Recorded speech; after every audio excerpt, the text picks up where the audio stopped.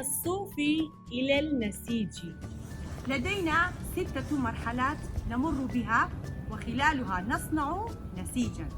أنا وضعت بعض الأشياء الموجودة، والطالبتين ريان وبارين يحاولون أن يصنعوا شيئاً، حتى في الأخير نشاهد ما هو ال5 و6 مرحلات الذي نمر بها. أولاً، يجز الجزاز صوف الخروف. مثلا هذا هو الخروف، أنا لم أستطيع أن أتي بها بشكل حي. هذا هو الخروف، أنا أجز الجزار الخروفي. ثانياً، يفرز العامل الصوف ويأخذ الجيد منه. أخذ الجزء الجيد والجزء الغير جيد. أقصد بالجيد يعني أشياء نستطيع أن نستفاد منها، أما نصنع ملابساً، أما نصنع أشياء نحتاجها في حياتنا، فحسب ما أنت تريد. ثالثاً، تغسل العاملة الصوف ثم تجففه. أنا أضع الصوف في حوض الماء حتى يبلل الصوف. أقف عندما ينتهي من التبليله في حوض الماء.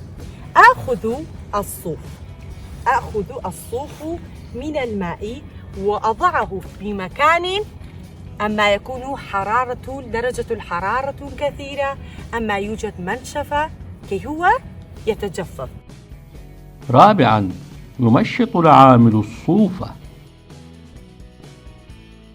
أحاول أن أمشط الصوف هكذا. عندما أنشطه هو يصبح شكله هكذا عريض، مثلا هكذا أمشطه. بعد مرحلة التنشيط أنا أخذ هذا الجزء الجيد من التمشط، أخذها بين يديه. وبعد خامساً، تغزل العاملة الصوف. تغزله العامل أو الشخص الذي يقوم بالعمل. سادساً، تنسج العاملة خيوط الصوف. المرحلة الأخيرة هو تنسيج الخيوط الصوفي. أنا أخيط الصوف في المرحلة الأخيرة.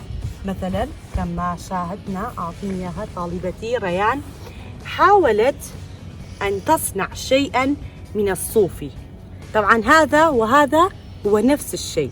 إذا ريان هي من صنعت شيئا يسمى بالنسيج، أما عن خلال ماكينة الخياطة أو خلال شيء آخر. مثلا طالبة بارين حاولت في أن تصنع شكلا آخر من الصوف، مثلا هذا الشكل وهذا الشكل. لدينا شكلان من الصوف إلى النسيج.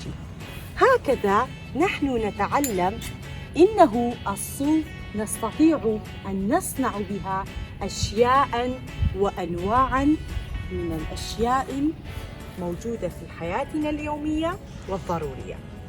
شكرا لاستماعكم وشكرا لمشاهدتي عندما قمت بهذا العمل. شكرا لكم.